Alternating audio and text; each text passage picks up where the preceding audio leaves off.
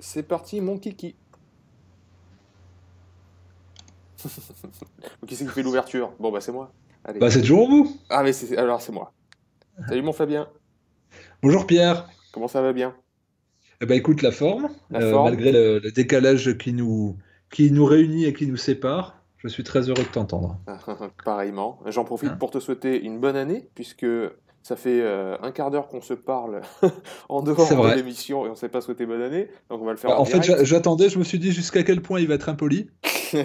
C'est bon, j'ai ma réponse. Ouais, Donc, bah, tu me euh, connaissais donc un petit voilà, c'était peu. très discourtois. Mais je ne vais pas être sur ton terrain et je te souhaite moi aussi une excellente année. Voilà. Avec plein de projets, on a déjà parlé là de quelques-uns. Donc, Ouais, donc voilà, que ça continue. Sur la même lancée avec des belles rencontres toi aussi. et tout ce qui s'ensuit. Ouais, ouais, toi aussi. Bah, les actualités, c'est vrai que dans le Naturo Show, on parle jamais de nos actualités, mais bon, les gens peuvent nous suivre sur les réseaux. Moi, en tout cas, je suis la tienne. Et c'est clair que j'adore vivre un peu par procuration l'aventure du jeune et de ton film. En tout cas, voilà, je suis très content que ça marche aussi bien, que la maison d'édition Exuvie explose comme ça, à quel point c'est qualitatif et j'espère de tout cœur vraiment participer à cette aventure aussi d'une manière ou d'une autre. Donc 2020 s'annonce sur les meilleurs auspices. Eh ben, écoute, merci Pierre. J'espère aussi que tu feras partie de l'aventure. Hein. On a plein de choses en commun sur la maison d'édition, en vidéo et sur autres, sur le sport. Donc voilà, quoi, que 2020 puisse nous faire encore plus de projets qu'en 2019. Ouais, Voilà, ça, c'est mon souhait. c'est Et clair. puis tu as fait un magnifique lancement pour la thématique d'aujourd'hui, je crois. C'est clair. On Parce dirait, on dirait Michel Drucker un que... petit peu. Voilà. Sans transition. Ouais. Bon, j'ai pas un petit chien avec moi sur le canapé, mais ça pourrait le faire. Eh Euh, ben, Nouvelle de quoi année. va-t-on parler, Pierre, aujourd'hui? Parce que là, je dirais que j'en suis tout émoustillé avec Ah un ouais, là, lancement le pareil. suspense est insoutenable, surtout que les gens ont dû voir Surtout le que doit y titre. avoir le titre qui doit Voilà. être inscrit sur la vignette. Mais bon, elle peut tout nous confirmer. Alors, je vais vous confirmer tout ça. On est début janvier, on est en 2020, ça veut dire nouvelle année, nouvelle décennie. Si c'est pas là le moment de prendre des résolutions et des objectifs et tout ce que vous voulez, je sais pas quand est-ce qu'il faut le faire. Exactement. Là, je crois qu'on est dedans, là. Ouais. Bon, Alors, comment tu vas résolution, faire? oui, mais résolution, ça veut tout dire, ça veut rien dire. Est-ce que c'est des vœux pieux? Est-ce que c'est pour se donner bonne conscience? Est-ce que c'est dans un certain cadre? Est-ce que c'est à durée limitée? Est-ce que ça Mhm. marche que pour le mois de janvier? Est-ce que ça marche pour le premier trimestre? Moi, c'est tout ça que je voudrais savoir. Ah ouais, c'est clair. C'est vrai que là, il faut explorer tout ça. Comme d'hab, on va faire de la sémantique et plus j'avance, plus j'ai l'impression que mon boulot, en fait, c'est de travailler sur les mots. euh, plutôt que sur la santé. Ça, c'est les propos de Étienne Klein, pour ceux qui le connaissent, c'est un grand monsieur des sciences, qui est philosophe et directeur de recherche au CRNS, et qui disait, bon, moi, normalement, on me présente toujours comme un philosophe des sciences, mais je me rends compte au bout de 40 ans de travail que je suis ni philosophe ni scientifique. En fait, mon boulot, c'est sur la sémantique. Et donc, résolution et objectif, euh, finalement, ça dépend toujours de l'histoire que vous vous racontez et de la définition que vous mettez derrière ces termes, parce que d'un individu à l'autre, je pense que ça va être différent. Euh, et pour ça, je voudrais commencer par une petite anecdote, puisque en ce moment, je suis à l'autre bout de la planète à Bali, donc je sais, j'ai beaucoup de chance, j'en suis très heureux, et je remercie l'univers tous les jours de pouvoir voyager. Et j'ai passé le nouvel an avec des gens de tout horizon. Il y avait une jeune fille qui venait du Kazakhstan, je crois. Et elle m'avait dit qu'elle venait juste de lire, il me semble, Eckhart Tolle ou quelque chose autour de l'instant présent et du développement personnel. Et on parlait, c'était bientôt minuit, on parlait, voilà, on faisait un tour de table. C'est quoi vos résolutions de l'année, etc., etc. Et alors elle nous a sorti vraiment un speech énorme sur pourquoi il ne faut surtout pas délimiter des objectifs, surtout pas avoir des résolutions ou quoi que ce soit. Parce que sinon, on vivra jamais l'instant le plus important qui est l'instant présent, ça nous déconnecte de la réalité, etc. etc. Donc, moi, je me suis fait un petit peu l'avocat du diable et je lui ai demandé, ouais, mais qu'est-ce que tu entends par objectif? Qu'est-ce que tu entends par résolution? Parce que le cœur du problème est là. Si pour moi, l'objectif et la résolution, ce que vous voulez atteindre, est de nature qualitative, et non quantitative, si c'est dirigé vers une philosophie et une éthique, là, vous pouvez prendre toutes les résolutions que vous voulez. Je développerai tout à l'heure, mais si par contre vous prenez quelque chose de quantitatif à atteindre, du genre, cette année, c'est décidé, je perds ces 5 kilos que j'ai en trop, j'en ai marre de peser 82 kilos, je pesais 70 kilos, 75 kilos, je veux perdre des kilos, quoi. Si vos objectifs sont quantitatifs, le problème c'est qu'on va tomber dans ce que j'appelle la religion de la balance, c'est-à-dire que tous les matins quand vous allez vous peser, c'est la balance qui va devenir votre nouveau dieu, qui va vous dire si vous allez être heureux ou malheureux. C'est-à-dire tous les matins va être un échec, parce que vous ne serez pas encore à votre objectif, vous ne serez pas encore à 75 kg, vous serez à 80, 80, 82, 79. Et pour l'amour-propre, commencer chaque journée par un échec, c'est très très difficile. C'est pour ça que je voulais commencer avec cette petite différenciation de qu'est-ce que c'est en fait vos objectifs, quoi. Comment vous les délimitez? Est-ce qu'ils sont quantitatifs, qualitatifs? Vers quoi ils sont tournés? Vers votre nombril ou pas? Et parce que je pense que c'est le cœur du problème. Alors, je ne sais pas ce que toi tu en penses, mon Fabien. Ah ben, je pense que c'est une superbe introduction. En effet, souvent, on va se fixer des objectifs quantifiés, chiffrés, avec des dates, avec des kilos, avec des centimètres, avec des distances. Enfin, là, on revient souvent au sport, mais ça peut être aussi une prime, que si on va être au travail, ou alors de planter tant d'arbres sur son terrain, ou de faire tant d'heures dans son association, ou etc., etc., au risque, pour une raison ou pour une autre, d'être déçu. Ouais. En ce moment, l'objet que j'utilise le plus, c'est la gomme. Donc, on peut dire que c'est un échec parce que c'est comme une rature. Moi, je ne le vois pas comme ça, c'est-à-dire que c'est la gomme pour un agenda, par exemple. Ouais. Parce que, pourquoi j'utilise la gomme? Parce qu'il y a des imprévus. Et donc, la vie, c'est fait d'imprévus. Donc, si on se met des résolutions et des objectifs chiffrés, on peut passer à côté de la cible, c'est-à-dire de se réaliser. Parce que on va dire, j'ai pas réussi à atteindre, comme tu disais, ces 5 kilos, j'ai pas réussi à atteindre ces 8 heures d'entraînement, j'ai pas réussi à atteindre la prime de mon boss, j'ai pas réussi à m'investir autant dans l'association. Par contre, si on y met l'intention d'y mettre de la qualité, on peut pas être déçu. Et donc, tous les jours, je me dis, je gomme sur mon agenda, bah, j'ai pas fait ça, ça devait être fait. Mais en même temps, il y a plein de choses qui sont faites. Mais en même temps, est-ce que ce que j'ai fait m'a rendu heureux? Est-ce que c'était dans la dynamique que je m'étais fixée, c'est-à-dire d'être cohérent avec mes valeurs et d'être sur quelque chose de vertueux, je dirais, quelle que soit l'application? Globalement, oui. Donc, ça me va. Alors que le danger, ça aurait pu être de ne voir, comme tu dis, que l'échec de la rature ou du coup de gomme est la non-réalisation de ce qui était prévu. Parce que la vie, tu peux pas le définir. Et là, je rebondis sur une des premières choses que tu as dit, pour lesquelles je suis pas d'accord, mais c'est normal parce que c'était centré sur toi. Tu as dit, j'ai beaucoup de chance d'être à Bali. Mais est-ce que cette opportunité et pas cette chance que tu t'es offerte, elle ne découle pas d'objectifs ou de résolutions que tu as pris pour pouvoir rendre possible l'accession à ce voyage, qui ne sont pas, c'est pas des vacances, c'est un voyage parce que tu es à l'œuvre, plusieurs heures par jour.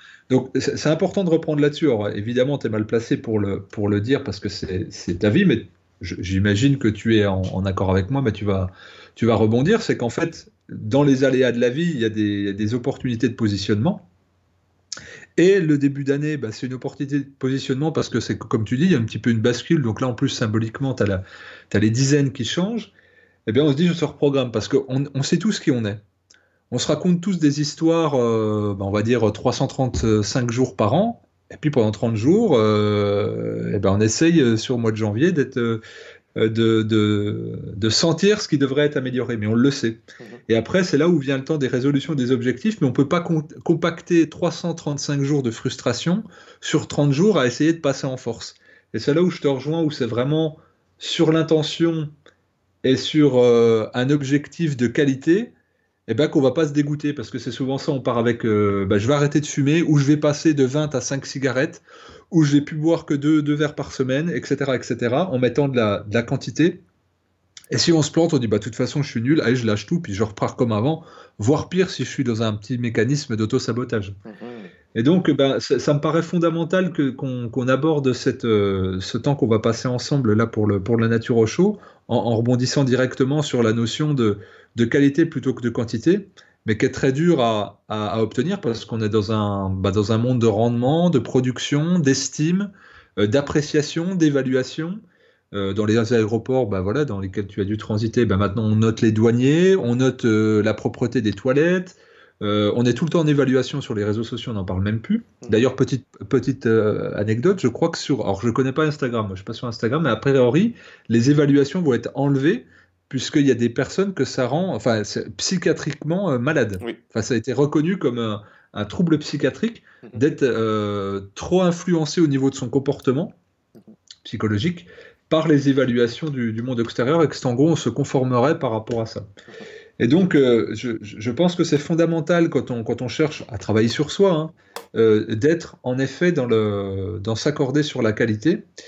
Et on peut entendre ce que dit la personne qui a pris la parole, là, qui disait Eckhart Tolle, Mhm. sur le fait de vivre l'instant présent, mais reste que t'es comme on va dire, t'es comme une flèche que tu lances n'importe où au gré du vent, quoi. Mhm. Et je pense que tu peux regarder une cible quand même, et puis donner une direction à ta flèche. Puis après, oui, il pourra dans l'instant présent, il peut y avoir des aléas, des coups de vent, elle peut croiser un obstacle sur sa route, d'accord. Mais je te rejoins dans le sens où mettre un objectif, c'est pas du tout antinomique à vivre l'instant présent. Mhm. Au Là, contraire, c'est se ressentir. eh ben oui, il y a tellement de choses là. Tu as soulevé 1 milliard de pierres. Oh là là. Alors, ouais, il est fort, il est fort. Je peux soulever 1 milliard de pierres, mais vous êtes tellement puissant que je ne peux pas vous soulever. Ah bon? Vous êtes la seule que je ne peux T'es pas sûr? soulever. Bah, Même avec Pierre. une véritable intention, bien Ouais, portée. même avec une catapulte. Catapulte. Bon, on va pas Ouais. dériver vers Camelot, même si c'était la Non. première blague de Camelot faite en 2020 de la décennie. Donc, ah là là, Alors moi j'aimerais que tu me dises, moi j'aimerais, bah, je vais te confronter, reviens sur cette chance-là. Ouais, Parce que là, moi j'aimerais que tu nous commençons par parles ça. aussi un petit peu de ton histoire perso. Ouais. Bah oui, parce que qu'est-ce qui a fait que dans ton histoire perso, là tu dis, tiens, j'ai la chance d'être à Bali. C'est que je considère que j'ai commencé depuis un certain nombre d'années à jouer avec la vie, à jouer dans la vie, ou à jouer à ce jeu auquel on joue tous, avec les bonnes règles, en suivant les bonnes règles. Alors ça m'a demandé des études, beaucoup d'échecs, beaucoup d'erreurs. Ça m'a demandé de tomber sur certains auteurs comme Nassim Nicolas Taleb, qui est sans doute l'un des plus grands génies actuels, qui nous parle justement, qui fait un pont entre les grandes révolutions du paradigme d'avant, c'est-à-dire la physique newtonienne, tout ce qu'on considérait comme établi, le matérialisme, c'est-à-dire matérialisme, c'est plus ou moins si vous avez une intelligence infinie, vous connaissez tous les facteurs du monde actuel, là, de l'instant présent. Vous connaissez la vitesse de pouce de l'herbe qui est devant vous, vous connaissez le rythme cardiaque, tous les atomes, enfin, vous avez une intelligence infinie, vous connaissez toutes les données du problème, vous allez pouvoir prévoir le prochain événement du futur, et vous connaîtrez tous les éléments du passé. Parce que vous aurez tous les éléments, les clés en main. Vous aurez toutes les informations. Ça, c'est le matérialisme, et il n'y a rien de plus faux. On s'est rendu compte, voilà, depuis 100 ans, qu'il n'y a que de l'imprévisibilité. Euh, en fait, dans la nature et dans le vivant, 1 plus 1, c'est pas égal à 2, c'est égal à 10 000. Et que c'est les interactions entre les différentes constituants du vivant qui donnent la complexité, en fait, au vivant. Bon, je ne vais pas plus m'étaler que ça. Mais ce que dit Taleb dans ses livres, notamment, si vous pouvez lire Antifragilité, parce que ça, c'est un livre qui est fabuleux, mais aussi dans Le Signe Noir, c'est que depuis, depuis Einstein, Schrödinger, Bohr, etc., les grands chercheurs du siècle dernier, on sait que le monde, c'est uniquement de l'imprévisibilité. Euh, les théorèmes de Gödel aussi nous informent que les systèmes complexes, comme on a dans nos sociétés, ou même comme on est nous, vivants, les systèmes qui ne sont pas fermés mais ouverts, donc il y a de l'information qui rentre sans arrêt, il y a de l'entropie, il y a de la perte d'information, enfin en tout cas de la dispersion d'information, euh, on ne peut pas les comprendre de l'intérieur. C'est-à-dire que notre monde, comme on vit à l'intérieur évidemment, il y a de certaines vérités qu'on ne comprendra jamais, qui nous échapperont parce qu'on ne peut pas s'extraire de notre système à nous. On ne peut pas sortir tout d'un coup pour le regarder de l'extérieur. Donc il y a certaines choses qu'on ne comprendra pas. Ça, si vous voulez creuser, ce sont les théorèmes de Gödel. Donc moi, je pense qu'à un certain moment de ma vie, j'ai commencé à jouer avec ces règles-là et arrêter de prévoir, en fait, en essayant d'arrêter de contrôler les événements qui allaient m'arriver, mais en me préparant au moment où il y allait y avoir des signes noirs, comme le dit Nicolas Taleb. Un signe noir, je parle de l'oiseau, hein. Donc les signes, on pense que les signes sont tous blancs, et un jour vous allez en Australie et vous voyez un signe noir. Ça, ce sont les événements de la vie qu'on ne sait pas maîtriser. C'est-à-dire, vous essayez de maîtriser à fond votre vie. Votre métier, vous prenez une assurance pour la voiture, la maison, etc., votre carrière, et puis, d'un seul coup près, vous perdez un proche. Vous êtes renvoyé. Il y a une récession économique, financière, crise financière, etc. Et en fait, vous avez passé toute votre vie à essayer de contrôler des choses qui sont incontrôlables, au lieu d'essayer de vous préparer au moment où il allait y avoir un gros truc comme ça. Je ne dis pas que le jour où arrive ce gros événement très perturbateur, vous allez le maîtriser sur le bout des doigts, mais en tout cas, notre devoir à nous, là, c'est de s'y préparer au mieux. Et ça rejoint beaucoup, pour le vivant, la fameuse loi de l'hormèse. C'est-à-dire, voilà, je me renforce au quotidien, et même quand on me met au stress, je m'améliore. C'est ça, en fait. Et l'antifragilité, ça englobe, en fait, tous les systèmes complexes du monde. Donc, je me suis mis à ne pas vouloir maîtriser certaines choses et à travailler sur moi-même en cherchant toujours à m'améliorer en me mettant dans des situations pas confortables. Je suis parti vivre au Japon 6 ans. J'ai cherché à vaincre ma timidité. J'étais très timide quand j'étais petit, donc voilà, je suis devenu commercial au Japon. Donc c'est-à-dire, j'allais au fin fond de la Cambrousse, rencontrer des Japonais qui n'avaient jamais vu un étranger et essayer de les convaincre d'acheter des machines et des logiciels qui coûtent plusieurs dizaines de milliers d'euros. Vous voyez, il faut avoir de l'aplomb, quoi. Il faut que le commercial il soit bon. Puis je me suis mis à faire des conférences, puis des vidéos YouTube. Tout ça, ça avait comme terrain de base quelqu'un qui voulait vaincre sa timidité. Et je pourrais continuer comme ça au niveau de la perte de poids, de mon amour propre pour mon physique, etc. Là, tout ça, j'essaie continuellement de me challenger. Et en fait, je me rends compte que plus je me challenge, plus je me connais moi-même et je passe du temps avec moi-même, plus je travaille sur ma narration interne. C'est-à-dire que j'arrive à me détacher par rapport aux événements qui m'arrivent. Je vois les événements, mais je n'amalgame pas ça avec mon identité. Là où je pense que les gens qui prennent des objectifs et des résolutions toute l'année, ils font un amalgame entre ce qu'ils font, ce qui arrive dans leur vie et eux-mêmes. Il n'y a pas de recul, il n'y a pas de différenciation. Il y a très peu de prise de recul et de réflexion sur ce qui se passe. Et vraiment, cette narration interne, cette conversation la plus importante que vous aurez dans votre vie, c'est avec vous-même. Mais qu'est-ce que vous vous dites vraiment au quotidien ? Pour ça, mettez-vous dans un bain froid à 2 degrés, vous allez voir que tout d'un coup, la narration interne, on la voit, elle est énorme. Ou, comme le dit un certain personnage dans Matrix, quand il combat Neo, il dit « je veux qu'on se batte avant. Je veux qu'on se batte avant qu'on discute. » Et Neo, il lui dit « mais pourquoi tu veux qu'on se batte? On se connaît même pas. » Il dit « ouais, mais pour connaître quelqu'un, combat-le. » Et ouais, c'est clair que dans l'épreuve, dans l'adversité, tout d'un coup, tous les masques tombent et on se découvre. Donc je pense que plus en me découvrant, plus en étant fidèle à moi-même et en connaissant cette narration interne, j'ai pu trouver vraiment et devenir qui je suis. Ce qui m'a donné l'opportunité d'exprimer ma véritable nature. Et je pense que, comme on l'avait dit dans un des premiers podcasts, quand quelqu'un est à sa place, c'est un très bon thérapeute. Il inspire les autres. Et donc, comme je pense que ça marche bien en ce moment, ben, j'ai eu l'opportunité de pouvoir partir à Bali. Donc, je vois ça comme l'aboutissement enfin pas un aboutissement, mais une étape sur ce chemin de vie. Donc ouais, peut-être que j'ai dit chance tout à l'heure. Peut-être qu'il y a un terme qui est plus approprié que chance. Mais en tout cas, je suis très heureux en tout cas, et je remercie l'univers tous les matins quand j'écris de pouvoir vivre des aventures comme ça et de rencontrer des gens à l'autre bout de la planète. Ça, c'est sûr. Moi, je rebondirais, merci déjà pour le développement, parce que c'est important de voir, parce que derrière un mot, c'est vrai qu'on te connaît souvent parlant de l'hormèse, pour des capacités adaptatives physiologiques. Mais là, tu en parles d'un versant plus intellectuel, voire spirituel, et c'est vrai que tu l'abordes dans les vidéos, mais pas aussi identifiable et personnalisable. Ouais.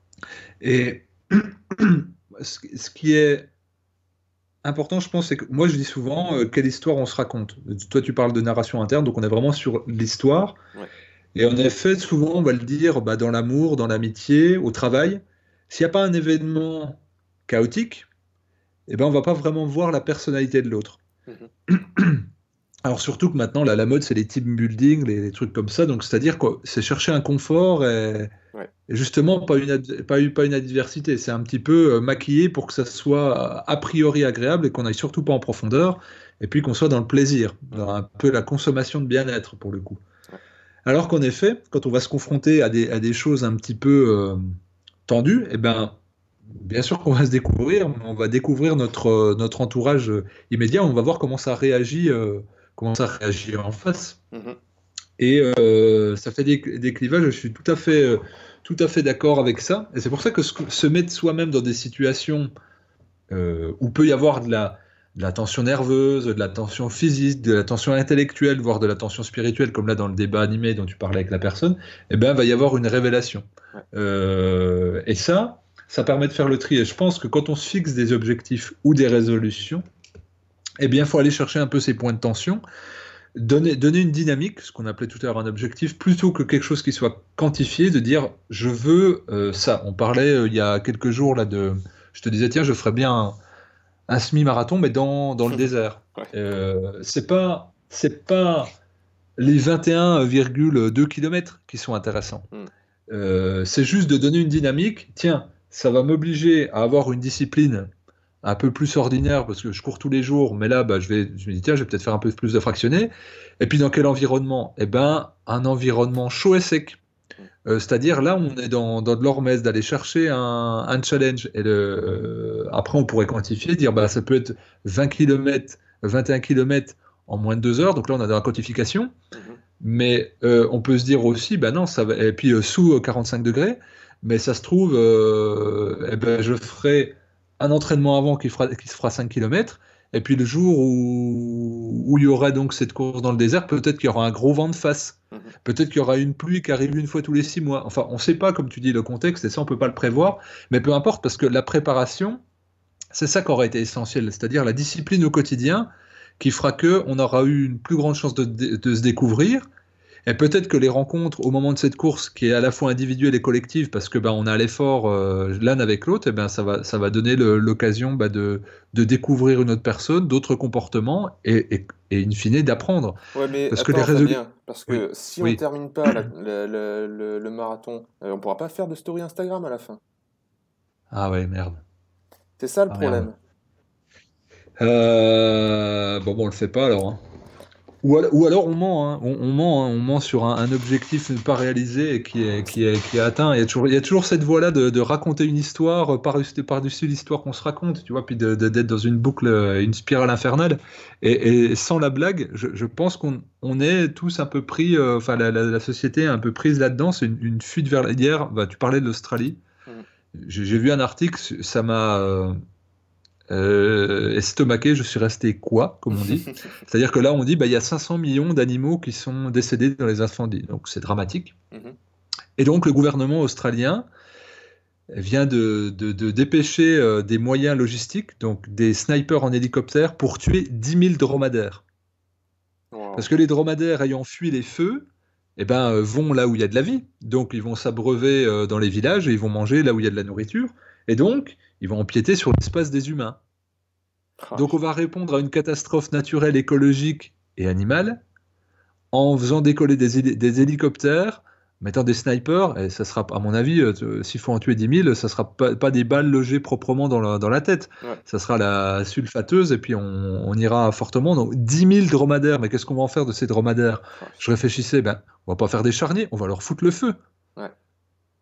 Donc par-dessus un désastre antinaturel, on va remettre de l'antinaturel. Et c'est dans des boucles, des algorithmes complètement tordus, et on pourrait le décliner du niveau macro jusqu'au niveau micro, on va dire à toutes les échelles. Et je pense que se donner des objectifs, être formel et puis s'enfermer dans un cadre, c'est la pire des choses parce qu'après, c'est comme le mensonge. On part dans une boucle infinie et là, on arrive je dirais, au bout du mensonge social et on en rajoute des couches et des couches et des couches et des couches. Mhm. Par contre, comme tu dis, revenir à soi, travailler sur ses valeurs, avoir le temps d'écoute, se mettre à l'épreuve pour se dire, attends, là, où est-ce que je suis? Comme tu dis, dans un bain froid, il n'y a personne qui ment, et je dirais que dans le silence aussi, on ne peut pas se Mhm. mentir, quoi. Si on est insomniaque, si on a toujours besoin d'activité, si à ci, si à ça, bon, après, des différentes raisons, non. Mais quelle histoire on se raconte, en fait? Et même dans les résolutions, il ne faut pas se raconter d'histoire non plus, que ce soit le vieux pieux sympa, allez, 2020, j'arrête la clope. Je me mets au sport. Et on le voit, hein, les abonnements en salle de sport, par exemple, ils fleurissent au mois de janvier. D'ailleurs, les salles, s'ils ne sont pas trompés, mettent généralement le paquet sur les promos de décembre et janvier. Mhm. Ils vendent un abonnement d'un an, on y va pendant 3 4 semaines, et puis après, c'est fini. Mhm. Et les salles de sport font leur beurre là-dessus. Et c'est assez drôle, alors que si on se disait juste, eh ben tiens, en fait, je mets plus de sport dans ma vie, ou plus d'activité physique, ou plus de rapport au corps, sans nécessairement se dire je vais en faire 3 fois 1 heure, eh ben on ne se décevrait pas et on irait, peut-être qu'on ferait un peu de sport chez soi, peut-être qu'on en ferait à l'extérieur avec d'autres amis, mais en tout cas, de mettre des objectifs enfermants, pour moi, c'est la pire des choses, et vu qu'on est plus porté vers le négatif que le positif, eh ben on empoignerait ces entre guillemets échecs-là pour s'auto-saboter, pour s'auto-flageller, et être parti pour 11 mois de labeur, à marcher à côté de soi et à se raconter des histoires, à se trouver des prétextes et des excuses et à vivre dans la tension et la douleur. Donc la première chose sur cet acte sémantique, pour moi, hein, ça serait déjà de se dire, avoir beaucoup de mensuétude, de tolérance et de bienveillance avec soi-même. Mhm. Ah C'est oui. vraiment, je pense, la première chose, parce on a une tendance à vraiment être dur, à Mhm. juger. Comme tu dis, on peut pas être dans notre propre satellite, on peut pas Mhm. être autour de nous-mêmes. Donc c'est les autres qui vont jouer le rôle de garde-fou. Et ben c'est plutôt justement de s'entourer de personnes qui sont dans des dynamiques de douceur et pas de contraintes, de passage en force et d'obligation. Ouais. Il y a, je sais plus quel maître, je crois que c'est un maître yogi qui a dit un truc dans le genre, si on avait un ami qui était aussi méchant qu'on l'est avec nous-mêmes, ce serait pas notre ami. Ouais, c'est ça. Ouais, ouais. C'est, moi, je me sers vraiment du bain froid, des pratiques de l'hormèse, mais surtout du bain froid, hein. Surtout dans le bain froid, bah, j'ai mis une vidéo là-dessus où je parle que de gratitude. C'est vraiment 9 minutes de gratitude. Et en fait, souvent, je me rends compte que ces quelques minutes que je passe dans le froid ou dans l'effort intense quand je fais du sport, c'est les seules minutes où je suis gentil avec moi-même dans la journée. Les seules. C'est-à-dire que les 24 autres heures, bon, on enlève le sommeil, les 16 autres heures, euh, je me fais des reproches. Je me trouve pas assez bien. Mais je suis négatif. Mais c'est terrible, quoi. Terrible. Et donc, c'est des espèces de toutes petites soupapes. Alors, il y a aussi l'écriture et le dessin. Ça, c'est vraiment les moments où le mental se calme, je suis bien, je suis content de ce que je fais, je suis fier de moi de temps en temps. Euh, et le bain froid, et voilà, les pratiques de la Delorme. Mais punaise, comparativement, si là on reste encore une fois du côté quantitatif, c'est quelques minutes versus des heures entières à se dire je suis pas assez comme ci, je suis pas assez comme ça, quoi. Donc le meilleur moyen d'être déçu, évidemment, c'est comme tu l'as dit, c'est de s'enfermer dans des objectifs quantitatifs. Parce que, comme on l'a dit tout à l'heure, bah, tous les jours ce sera un échec. Tous les jours on est face à quelque chose qui marche pas. Euh, et ce sera une très bonne, comme tu disais, voie pour euh, dire que c'est en fait c'est une échappatoire, quoi. L'objectif que je me suis fixé, il était trop dur. Donc c'est normal que j'y arrive pas. Donc autant abandonner. Voilà, c'était pas réalisable. Et puis pire que ça, parce que généralement ces objectifs-là, on les trouve sur Internet. Euh, les diètes, les Ouais. régimes, les machins, etc. Ça nous est un petit peu proposé ou parfois imposé par une tierce personne. Donc là, ça va être encore plus facile, c'est-à-dire bah, c'est de sa faute à lui si ça marche pas. Il m'a dit de faire un truc qui est trop dur. Et puis la neige, elle est trop molle, pour dire les bronzés. Non, mais c'est exactement ça, quoi. C'est vraiment ouais, une façon d'aller contre nature. Parce que le vivant, il s'apprécie vraiment de manière qualitative et non quantitative. Vraiment.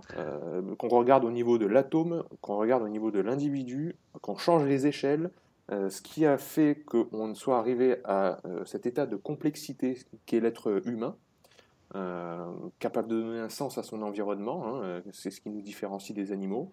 C'est-à-dire que prenez un groupe d'animaux qui vivent en famille ou en tribu, même s'ils ont l'air de vivre ensemble, c'est de la même famille, etc., si vous jetez un morceau de barbac au milieu, il y a des chances pour qu'ils se tapent dessus. Bon, ils peuvent aussi s'organiser pour se répartir la nourriture, hein, etc., mais généralement, c'est chaud. Les humains, bon, il y a des crétins un petit peu partout de nos jours, ça c'est sûr, enfin des crétins, des gens qui sont perdus en tout cas, qu'il faudrait aider, mais généralement, on va essayer de passer par le côté sociabilisation, on va essayer de parler, de parlementer. Parce que les choses qui arrivent autour de nous, encore une fois, notre environnement, on sait y donner un sens, on sait donner un pourquoi. Donc c'est vraiment de notre responsabilité d'aller voir dans ce pourquoi. Je pense qu'en fait c'est ça. Quand tu parles du marathon des sables, quand tu parles de mesures, peu importe en fait les objectifs, moi ce qui m'intéresse derrière tout ça, c'est votre pourquoi. Et même le pourquoi du pourquoi, hein, creuser encore plus loin. Vous voulez faire un marathon des sables cette année, ben pourquoi? Ah bah c'est pour me lancer un défi, ouais mais pourquoi? Ah bah c'est parce que je m'ennuie un petit peu dans ma vie, ouais mais pourquoi? Ah bah c'est peut-être parce que en ce moment avec ma compagne, avec ma femme ou avec mon mari ça se passe pas bien, ou avec mon boulot je suis pas, ça me plaît pas. Et creuser comme ça, deuxième, troisième, quatrième, pourquoi? Allez voir plus loin.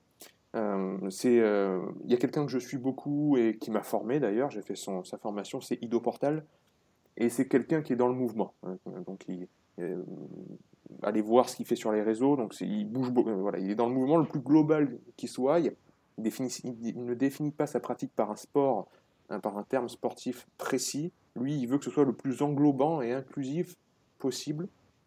Et un jour, il a posté une vidéo sur Instagram où il faisait du front squat, enfin plutôt du split squat. C'est-à-dire un squat, ça ressemble à une fente avant si vous voulez, mais vous avez la barre sur les épaules, le devant des épaules, et pas l'arrière sur la nuque. Okay, et il faisait ça. Et il marquait le nombre de répétitions qu'il faisait. Et alors là, tout le monde s'est enflammé sur les réseaux, évidemment, sur Instagram. Il dit, mais qu'est-ce que c'est, toi, Ido Portal, dans le mouvement, dans l'instinctif, dans tout ça, dans la gymnastique? Tu comptes les répétitions, mais nous, on croyait que c'était pas bien de compter. Et là, Ido, il a très bien répondu, mais compter, le fait de compter, c'est un outil. Ça doit vous servir. C'est pas que c'est nul ou que c'est pas bien, c'est neutre. C'est ce que vous en faites. Et c'est comme la bouffe, hein. Les aliments ils sont neutres, hein. C'est la résultante, c'est l'interaction avec votre organisme qui va faire que l'aliment est bon ou mauvais pour vous. Ben, compter, c'est pareil. Et j'en reviens à la loi de Goodhart qui disait « Une mesure cesse d'être une bonne mesure quand elle devient un objectif ». C'est un mathématicien qui avait dit ça. Et je pense qu'il a tout dit. Grâce à ça, on peut vraiment délimiter des objectifs et des résolutions qui sont pertinentes. Bah, c'est tout ce que tu dis, en fait, c'est quels sont les facteurs d'amusement. Moi, je te rejoins dessus, c'est-à-dire que je cours aléatoirement dans la nature et sur tapis, bah, pour la rééducation de mon tendon, et puis parce qu'en fait, je m'amuse avec les données, et c'est des validateurs de sensations aussi. Et c'est vraiment un jeu. Alors, tantôt, je vais me dire, tiens, je vais regarder les kilomètres, tantôt, je vais regarder la fréquence cardiaque, tantôt, je vais regarder les calories, et puis parce qu'en fait, les chiffres ne veulent rien dire en eux-mêmes. C'est quelle importance on leur donne. Et moi, c'est des façons de m'amuser avec. Ouais. Comme des petits algorithmes, mais qui n'existent qu'une fois. Je ne vais pas comparer à hier ou autre chose. Et d'ailleurs, ça me donne l'occasion de donner 2 valeurs chiffrées. Sur ce qu'on disait, c'est que 98% de nos pensées sont les mêmes qu'hier. Ça, c'est en neurosciences. 90, donc, c'est-à-dire, on est 98% identiques. Et 80% de ces pensées, ça c'est toujours en neurosciences, quotidiennes, 90% de nos pensées quotidiennes sont négatives. Donc ça rejoint ce que tu disais, si on est, voilà, on va se plaindre, on va se flageller, on va gueuler sur l'autre, etc., etc. Enfin, on baigne dans un torrent de négativité. Ouais. Et donc moi, pourquoi je voudrais courir dans le sable? C'est parce que l'été dernier, en Jordanie, j'ai couru dans des dunes, en les descendant dans le désert en Jordanie. D'accord. Et je criais, et j'étais comme un gosse, et je montais les dunes. Monter les dunes, enfin le sable, j'avais jamais marché dans des dunes, c'est éprouvant au possible. Ouais. c'est incroyablement dur, mais c'est. Et là, pour le coup, il y a une espèce de déprime qui s'installe parce que tu mets énormément d'efforts et t'avances pas, Ouais. contrairement à la montagne, par exemple. Et moi, j'avais plutôt le référent montagne. Et par contre, ça me faisait rien de galérer parce qu'après, je savais que j'allais avoir, je sais pas, une minute 30, mais où tu es comme un gosse. Et c'est parce que tu peux te laisser aller, tu cours en avant. D'habitude, on court toujours en arrière quand on a des descente parce que si on tombe, on se dit, bah, je vais pas m'éclater les dents et puis Hmm. je vais me raboter les mains et les fesses. Mais là, tu as presque envie de faire un vol plané vers l'avant, puis de t'étaler, tu vois, en étoile dans le sable. Et tu Donc, sais du que tu coup, risques rien. c'est une sensation, Hmm. voilà, tu risques rien du tout. Et là, je retrouvais une joie infantile où tu sens que ça respire dans le thorax.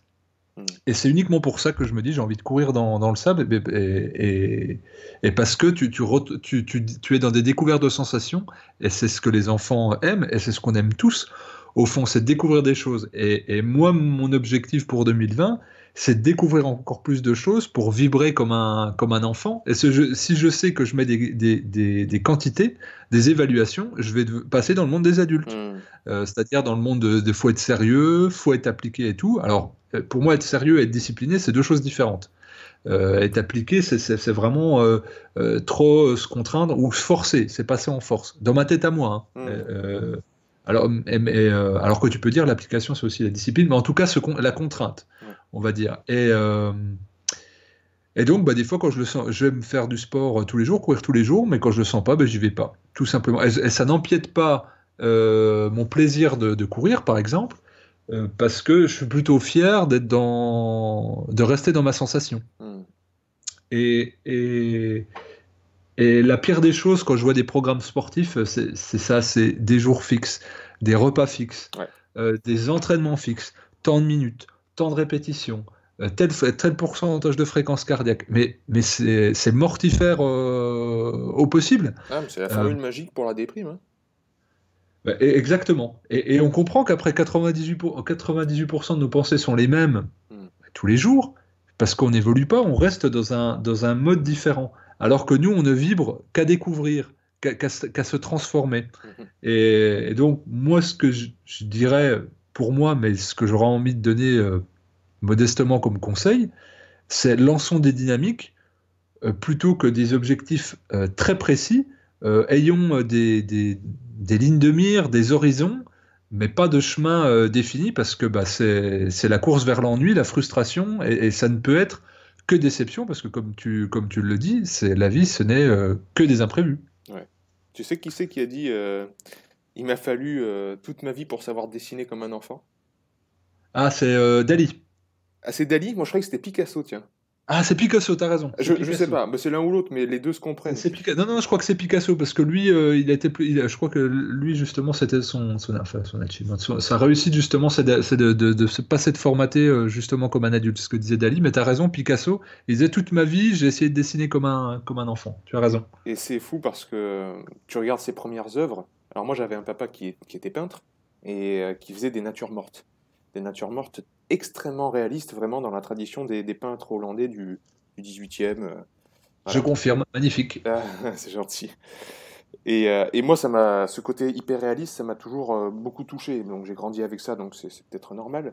Mais Picasso, je ne le connaissais que par les œuvres comme Guernica, les dernières œuvres, voilà, Demoiselle d'Avignon, ce genre de choses, qui sont quand même très abstraites. Hein. Faut pas se le leurrer. Je pense qu'on le connaît tous pour ça. C'est-à-dire, il y a un œil qui est à un coin du tableau et le nez, il est à l'autre coin, quoi. Euh, et en fait, dans sa première partie de carrière, il a fait des natures mortes, il a fait des peintures plus traditionnelles, mais alors d'une précision, mais Et c'était magnifique. et des dessins d'architecture, j'avais vu une exposition itinérante de lui il y a une quinzaine d'années Ah oui? sur des dessins, des esquisses, des croquis et des dessins d'architecture. Et comme tu le dis, c'était d'une précision mais incroyable. Eh ouais. Et je pense que parce que il y a toujours la réflexion du néophyte ou du profane qui dit bah, Ça ressemble à rien. ça ressemble à rien, c'est facile, je peux le faire. Ouais. Je peux le faire. Mais la maîtrise technique, elle s'acquiert que par l'assiduité et la discipline et l'observation. Et c'est la plupart des peintres. Moi, je suis un très grand fan de Dali. Ils ont tous une maîtrise technique Hmm. et classique. Et si tu regardes les grands musiciens pareil, même ceux qui jouent apparemment inspirés, déstructurés, ils ont une formation hyper classique. Ils connaissent vraiment les structures. Et en fait, avec ces structures-là, bah, ils arrivent à naviguer dans un cadre hyper large. Mhm. Et c'est ça qui est vraiment enthousiasmant. Mhm. C'est de dire que la vraie créativité, la vraie émancipation, le vrai instinct, ça part d'une discipline et ça part d'un apprentissage et d'une maîtrise. Mhm. C'est-à-dire souvent de la transmission d'un maître, et puis maîtrise dans le sens, je vais avoir une manipulation efficace et maîtrisée de mon art, en fait. Mhm. Et c'est ça qui me semble intéressant. Parce que dans l'ère dans laquelle on est, on croit que tout est spontané. Et on nous vend ça aussi, c'est-à-dire on nous dit bah ouais, bah, les enfants ils veulent être youtubeurs ou footballeurs ou danseurs ou chanteurs. Mhm. Parce que ça paraît facile. Mais les milliers, dizaines de milliers d'heures qu'il y a de professionnalisme derrière et de maîtrise de répétition, d'échecs, de remise en question, eh ben on les voit pas. Parce que c'est pas vendeur, mais n'empêche que la seule clé de la réussite, eh ben c'est ça, il y en a aucune autre. Et donc dans les résolutions, c'est de se dire, je me raconte pas d'histoire, et j'y vais. Bien sûr que je vais pas avoir les objectifs tout de suite, mais qui mieux que moi pourra réussir ce que je fais? Et même si on me vend la réussite quotidienne, eh ben ça va passer quand même par de l'effort. Et si je le quantifie, cet effort, ça sera pas du plaisir, mais ça sera que de la frustration. Mhm.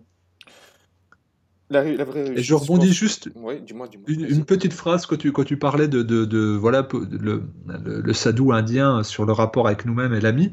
J'avais un ami, enfin j'ai un ami prêtre frère franciscain et qui me dit il faut être bon camarade pour soi-même. Il dit et moi ça m'a fait réfléchir. Des fois je me dis je vais me traiter dans cette situation avec la même approche que j'aurais avec le meilleur de mes amis. Ouais. C'est-à-dire la bienveillance, la tolérance, la compréhension et l'écoute. Et c'est vrai qu'on a tendance à se fustiger, à se juger et à se mettre au pilori, et donc essayer d'être bon camarade pour soi-même. Exactement. Comme si c'était. Parfois, quand je m'énerve, bon, sur la route, dans les transports, je sais pas moi, dans la vie de tous les jours contre une personne, je dis imagine c'est ta maman. Ah, Tout de suite ça calme. C'est-à-dire il y a plus de noms d'oiseaux, ou il y a plus.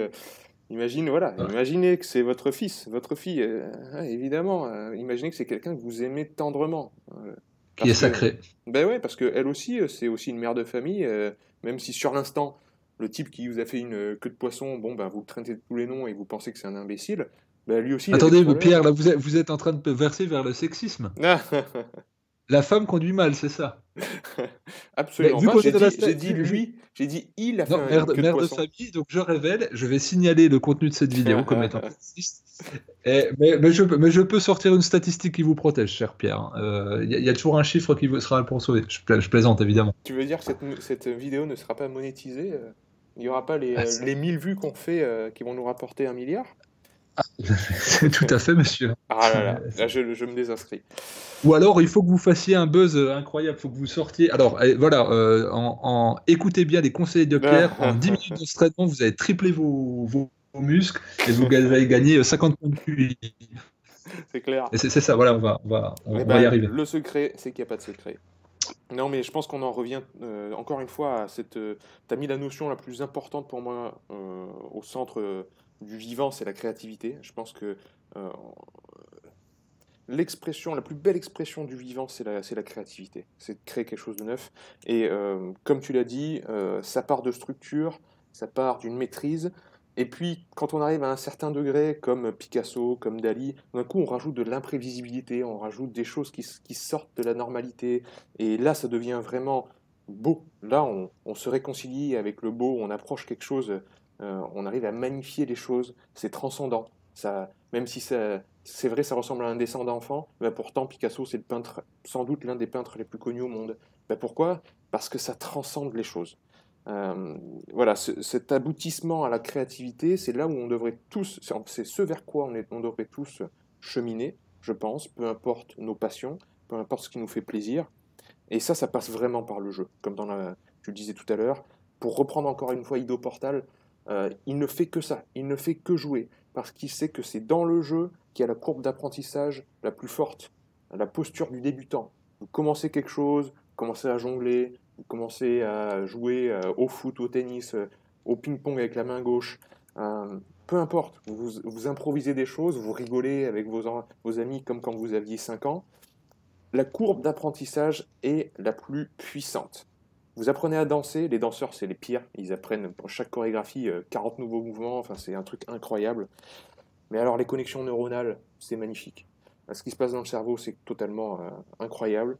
Et surtout, vous êtes dans l'instant, là, vous kiffez à mort, comme diraient des gens plus jeunes que moi.